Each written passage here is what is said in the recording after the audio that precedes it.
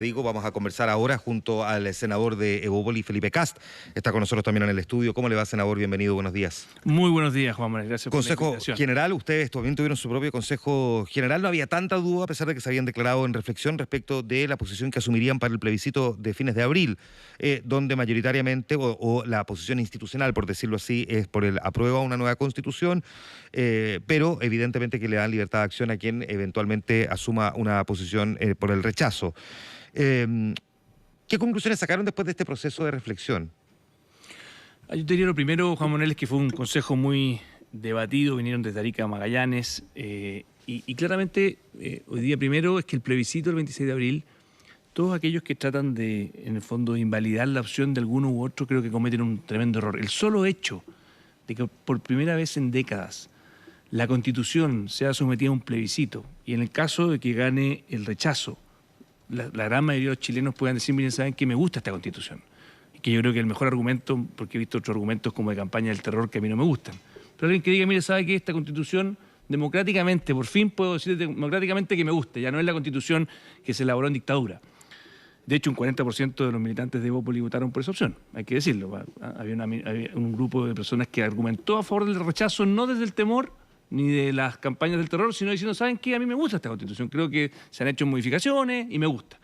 Hubo otro 60%... Le gusta, perdón, porque dentro de la Renovación Nacional, que también tuvo su consejo el fin de semana, hay quienes también están por el rechazo, pero están por el rechazo para reformar ahora, que es distinto a me gusta la actual Constitución tal como está. No. Obviamente siempre los que estaban por el rechazo están dispuestos a una nueva Constitución, que fue parte de lo que nosotros dijimos en el programa de gobierno, pero desde el Congreso. En el fondo, creen que el cauce normal es hacerle reformas graduales desde el Congreso.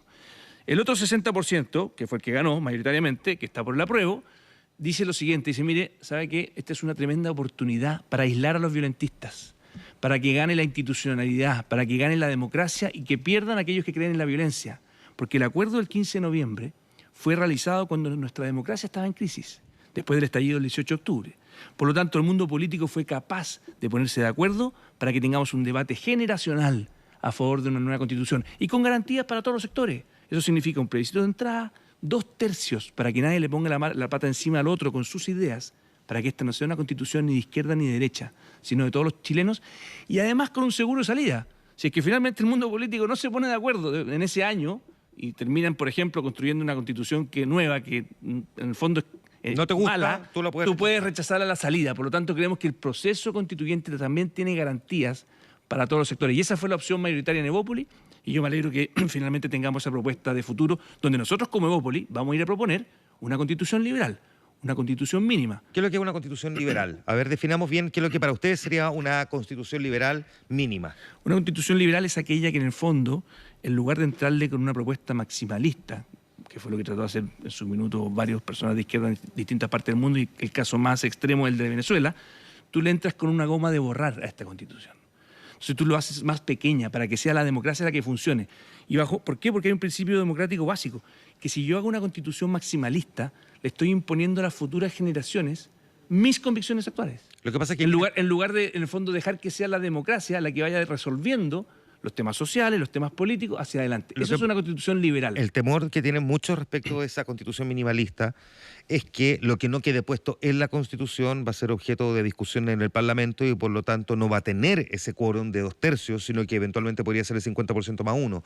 Y hay quienes dicen que el gran temor es que por quitarle cosas a la actual Constitución se deja en manos del Parlamento con un quórum completamente simple, cuestiones que son clave y que hoy día están tuteladas, protegidas, o como quiera denominarlo, por la actual Carta Magna. Por eso tú dejas dentro de la Constitución, y eso es completamente democrático, solamente aquello que es esencial. El derecho a la vida, el derecho a la libertad de expresión. Para nosotros, que creemos obviamente que tenemos que tener una Constitución que limite los poderes de los políticos, el Banco Central Autónomo. Obviamente tenemos que generar un ordenamiento que genere reglas de juego con contrapeso. Entonces, eso es una Constitución mínima. Y dejas para el Parlamento, obviamente hay gente que no le gusta, le encantaría que... Hay gente que no cree mucho en la democracia. Dejas para el Parlamento o para las leyes las cosas que no son esenciales. Hay algunos que me dicen, no, es que Felipe, mira, ¿qué pasa si no se ponen de acuerdo en nada y queda una hoja en blanco? Yo les digo, mire, pero si primero se ocurre eso, probablemente va a perder en el plebiscito de salida. Pero además, los incentivos están dados para que sí nos pongamos de acuerdo. Porque si yo soy da lo mismo, izquierda, derecha, yo puedo decirle al frente, mire, ¿sabe que para mí son importantes estas 5 cosas? Y el de la izquierda me va a decir al revés. Para mí son importantes estas 5 cosas. Entonces, para que empecemos a aprobarle yo las cosas de ellos, como necesitan los 2/3, vamos a tener que ponernos de acuerdo. Y eso es lo positivo que tenemos que fomentar en este proceso constituyente. Senador, ¿qué pone en riesgo, diría usted, la realización del plebiscito? Yo creo que, primero, decir que cuando veo al senador Navarro, que adula a un dictador, haciendo un foro de los derechos humanos en Chile, siendo que su dictador es probablemente el mayor violador de los derechos humanos que tenemos hoy día en el continente, y cuando veo a un señor Mesina diciendo lo que dice, o cuando veo a Revolución Democrática validando a quienes interrumpen la PSU, que se sienten que pueden hacer fascismo ocupando la violencia, tú miras la Academ de hoy día en la mañana. Hoy día la Academ te muestra que está aumentando el rechazo. ¿Y por qué aumenta? Porque estas personas que creen en la violencia están haciendo aumentar la desconfianza frente a un proceso democrático. Ahora, Entonces, la violencia es un capítulo que es bien marcado y probablemente nos ha acompañado las últimas semanas, pero se instala el fin de semana, a partir de las declaraciones del líder de No Más AFP, Luis Mesina, el que plantee que una eventual convención constitucional o constituyente puede echar abajo todo. Puede echar abajo todo y que se declare como un órgano superior al Congreso y por lo tanto lo clausure, tal cual como en el fondo son los peores temores de quienes dicen una asamblea constituyente se convierte en un órgano paralelo al Congreso y por lo tanto toma el control y el poder del país. Y esto es lo que plantea Luis Mesina. ¿Cree que le hace un flaco favor o, como dijo Mario Desbordes, que le están haciendo el juego a la extrema derecha? Le están haciendo el juego totalmente a la extrema derecha, porque al final del día eso primero es falso.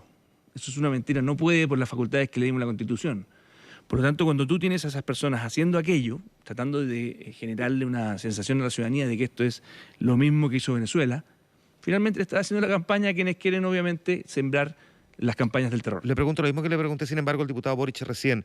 Es cierto que la definición que se ha hecho desde el Congreso en esta hoja de ruta sobre cómo debería operar una eventual convención constituyente y por lo tanto no tendría la posibilidad de arrogarse el hecho de que es superior al Congreso, porque constitucionalmente así quedó establecido. Los parlamentarios constitucionalmente también tienen ciertas normas, como por ejemplo no pueden presentar proyectos de ley que roguen gasto del Estado, y lo han hecho. Y ha levantado harta controversia. Si el propio Congreso no respeta las normas que lo rigen, ¿por qué la Convención Constitucional habría de hacerlo? Bueno, de hecho, parte de lo que yo creo que tenemos que en la nueva Constitución establecer, de que cuando un parlamentario eventualmente no cumple la Constitución tenga alguna pena. Y eso es un escándalo. Tenemos parlamentarios de Renovación Nacional que han hecho eso en el último tiempo. Entonces, al final del día, y yo perdona que te diga, pero escuché al diputado Boric y creo que es lamentable lo que él dice, que está dispuesto a pedir que se hagan elecciones anticipadas. Eso está completamente fuera de la Constitución. Entonces, cuidado con estas respuestas que suenan popularmente correctas y políticos que simplemente dicen lo que es políticamente correcto porque todo el mundo lo quiere escuchar, que se vayan todos, y que son respuestas completamente bananeras. O sea, al final del día no tenemos hoy día un mecanismo para hacerlo. Entonces, los países se diferencian entre los que son republicanos y los que finalmente no son democráticos. Nosotros tenemos reglas del juego y la gracia que tuvo el acuerdo del 15 de noviembre es que es institucional. Se viste su riqueza. Ojo, Juan Manuel, en el pasado nosotros tuvimos quiebres democráticos. Entonces, que frente a un estallido social de la magnitud que el que tuvimos, el mundo político haya sido capaz de salir con una salida institucional seria, responsable como la que hicimos, creo que habla bien de Chile. Entonces, cuidemos eso. Y cuando vemos a algunos que en el fondo caen en la lógica del señor Luis Mesina o el senador Navarro, que en el fondo juega con fuego al final, porque en el fondo le está haciendo el juego a quienes no creen en la democracia, yo creo que todos los demócratas, ojalá incluyendo el Frente Amplio, cuidemos esto y le digamos a Chile, no tengan miedo, vamos a trabajar seriamente, vamos a ponernos en el lugar del otro, no queremos pasar la máquina al otro, porque el mejor resultado que puede ocurrir después de 2 años, yo soy de los optimistas, ojo, hay algunos que están muy pesimistas de Chile, yo soy de los optimistas, pero para eso tenemos que invitar a todos los sectores políticos a que pongan de su parte. Y desgraciadamente, cuando vemos a la oposición dedicada a acusar constitucionalmente a un intendente porque hace su pega, dedicada a hacer interpelaciones toda la semana, dedicada simplemente porque parece que no tienen relato a criticar al gobierno de turno y no entender de que así como el presidente tuvo 6% de aprobación, el Congreso tuvo 3%, yo les pediría un poquito más de humildad, un poquito más de altura de mira, porque hoy día estamos todos en el suelo y si queremos levantar Chile, tenemos que levantarlo juntos. Conversamos con el senador de Evópoli, Felipe Kast. Evópoli es un partido que ha tenido un particular protagonismo desde las determinaciones políticas. En el comité político tiene 2 figuras que son clave: ministro del Interior, ministro de Hacienda. Nunca probablemente antes he imaginado que Evópolis, con tan pocos años de existencia, lograría llegar a administrar una cuota importante de responsabilidades, porque el poder es otra cosa, pero es responsabilidades, y al mismo tiempo, sin embargo, en un momento tan complejo y difícil. ¿Cómo administra un partido un partido más bien joven, al mismo tiempo tener tanto grado de responsabilidad en un momento tan complejo? Mira, Juan Manuel, yo creo que el presidente se vio en un momento crítico obligado a hacer un cambio de gabinete y creo que más que mérito de Evópolis, fue mérito de esas dos personas. Ignacio Briones, que yo creo que ha sido el ministro de Hacienda probablemente con más conexión con la ciudadanía que hemos visto, cuando le toca un paro con los camioneros en la calle, sale y conversa con ellos, con un nivel de sobriedad, yo creo que esa es la palabra, empatía y sobriedad. Y el ministro Blumel también, sin ninguna arrogancia, tratando de conectarse con el momento ciudadano que vive Chile. Y con esto yo creo que acertó el presidente. Hemos vivido momentos de mucho, hemos cometido errores, no quiero decir con esto que el gobierno no ha cometido errores, pero creo que en lo que sí ha estado en lo correcto es que estos dos ministros, tanto Briones como Blumel, le han bajado en el fondo el nivel de soberbia al poder. Y cuando tú eliminas la soberbia del poder, empieza la ciudadanía a sentir de que al menos quienes están hoy día a cargo de responsabilidades, como tú bien dices, muy complejas, están empezando a tener empatía. Y la empatía es fundamental en este proceso. También lo tuvo en su minuto Carla Rubilar, ¿se acuerdas al principio? Así como es. intendenta. Fue muy notable la diferencia que tenía ella para empatizar con lo que estaba ocurriendo. Bueno, eso creo que tiene que ser un sello del gobierno y creo que en estas dos personas el presidente encontró, y para Evópolis obviamente nos ha tocado apañar mucho a estos dos ministros, obviamente. Claro, porque a diferencia de otras colectividades, ustedes se están jugando el todo por el todo. O sea, tienen el Ministerio del Interior, que es clave en materia de seguridad, tienen el Ministerio de Hacienda, que es clave respecto de cómo nos vamos a poner de acuerdo respecto del uso De los recursos públicos. Y además tienen otros desafíos que uno podría considerar, digamos, de otro calibre, pero que también le ha tocado encabezar a Evópolis, sin ir más lejos. La última semana el gobierno avaló deuda para Televisión Nacional y la presidenta del directorio de TVN también es militante de Evópolis hoy día, Anita Luige. Efectivamente. Y te insisto, ha sido un proceso que no esperábamos, no lo buscamos y claramente son méritos de esas personas. Quiero ser bien claro en esto. No es que nosotros, y de hecho creo que lo que están haciendo cada uno de ellos en sus lugares, al final del día sí representa mucho este estilo que queremos en Evópolis, de poder proponerle a Chile una agenda que deje de polarizar Chile. Si yo creo que nosotros estamos infligiéndonos un nivel de violencia verbal, de debate poco serio, de mucha polarización que claramente lo que hace finalmente es eliminar los elementos básicos que necesita nuestra democracia. Volvamos a la conversación sobre el plebiscito y la posibilidad de una eventual convención constitucional, ya sea 50% y 50% o 100% ciudadanos, pero ciudadanos que la mayoría van a ser militantes igual de partidos políticos. Si los partidos políticos se toman tanto tiempo para ponerse de acuerdo en un aspecto, que es como por ejemplo el de la paridad, y tardan tanto tiempo en otro proyecto de ley, llevan 17 meses discutiendo la reforma tributaria, ¿qué hace pensar que militantes de partidos políticos en el lapso de 9 meses, con posibilidad de prorrogarlo por un máximo de un año, son capaces de escribir una nueva constitución completa? Esa es una duda que mucha gente tiene. Dicen que el Parlamento se demora 2 años o 1 año y medio en una reforma tributaria, ¿cómo se va a demorar solo 1 año en una constitución completa? Bueno, aquí los incentivos, yo soy economista, así que los incentivos funcionan. Y cuando tú tienes un plazo perentorio, no te queda otra. De hecho, la Constitución te da 9 meses y máximo 3 meses más. Por lo tanto, tienes 12 meses para hacer esta pega. Exacto. Si no, se acaba el reloj y si no te ponen a plebiscitar, al final el plebiscito de salida va a ser una elección entre la Constitución que tenemos hoy día y la que puedan elaborar estas personas.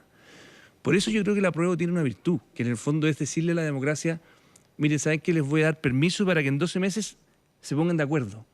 Y si se ponen de acuerdo en algo bueno, probablemente le va a ganar a la Constitución vigente. Si se ponen de acuerdo en algo malo, probablemente lo van a perder en el plebiscito de salida. Y con otra condición, que toda coma y cada palabra que sea incluida en esa Constitución sea por 2/3. Lo que también te da garantías de que ningún sector le pueda poner el pie encima al otro. Te da garantías de eso, pero al mismo tiempo puede ser más lenta la discusión también. Sí, pero te obliga a ponerte de acuerdo.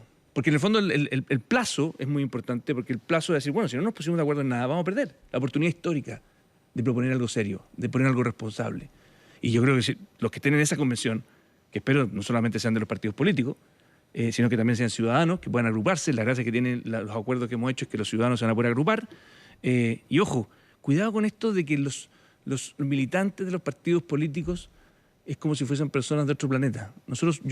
Armamos un partido nuevo, éramos un grupo de personas independientes, llevamos 4 años en política desde el punto de vista oficial como partido Evópolis.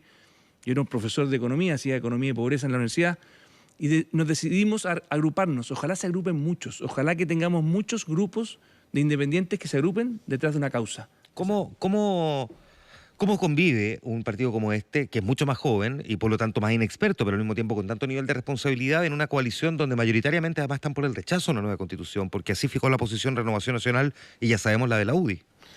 Yo creo que en el fondo, cuando partimos con Evópolis, yo había sido ministro en la reconstrucción del terremoto del 2010, Luciano Cruzcoque había sido ministro de Cultura, bueno, habían varios otros que estaban trabajando como independientes en la centro derecha de ese gobierno, Y no nos sentíamos representados en ese minuto por los dos partidos tradicionales, que eran partidos conservadores de derecha, como la UDI y Renovación Nacional. Y decidimos armar una nueva tienda, una nueva casa. Y siempre supimos que como entrábamos en una coalición, íbamos a tener diferencias con ellos. Y ese mundo conservador existe en Chile. Si aquel que quiera minimizarlo se equivoca. Nosotros estamos hablándole tal vez a otro mundo, que es un mundo liberal, que cree en el crecimiento económico, que cree efectivamente en el emprendimiento, que no creemos en el estatismo, no creemos en el asistencialismo, creemos que el motor del desarrollo son los emprendedores, no los políticos, y que somos liberales. Por eso, ahora, un botón de la muestra. Prácticamente todo lo que me dijo, salvo que somos liberales... Hace 2 semanas atrás... Perdón, es que prácticamente todo lo que me dijo, salvo la última parte, que somos liberales, califica perfectamente para la UDI y para Renovación Nacional también. Por eso te pongo un ejemplo. Hace 2 semanas atrás se votó el proyecto de matrimonio igualitario en el Congreso, en el Senado. ¿Tú sabes cuántos senadores de centro de la coalición de gobierno votaron a favor? 1. Yo. El único de Bópoli. Entonces... ¿Qué no le gustó a Andrea Alamán, que fue uno de los grandes impulsores de del proyecto inicial sobre el acuerdo de unión civil, que se avanzara un poquitito más a matrimonio igualitario? ¿Qué cree usted que le pasó en el camino? No lo sé y no me quiero poner en sus palabras, pero lo que sí te puedo decir es que a mí me parece lamentable que dentro de una coalición de centro-derecha haya habido solo 1 de 19 votando a favor, porque eso habla de una coalición que le falta mucho para poder representar bien al mundo liberal. O sea, a Bópoli nos queda mucho trabajo por delante para poder darle una voz real al mundo liberal, que hoy día 2 personas que se aman, que se quieren jurar cariño, respeto, fidelidad, que quieren formar familia. Nosotros como políticos les podemos decir, mira, ¿sabe que usted no puede celebrar esto a los 4 vientos como un matrimonio porque ustedes son de una categoría distinta? A mí me duele, para serte bien honesto, me duele. Respeto que alguien piense distinto, pero me duele que no seamos capaces de... Por suerte se aprobó y es una buena noticia. Pero me duele que en mi sector esa postura sea tan minoritaria. El senador Felipe Caste, conversando esta mañana con nosotros, líder de Bópoli, fundador además del partido En Diálogo con Infinita, también Mega Plus. Muchas gracias, senador, por estar aquí. Gracias, Juan Manuel.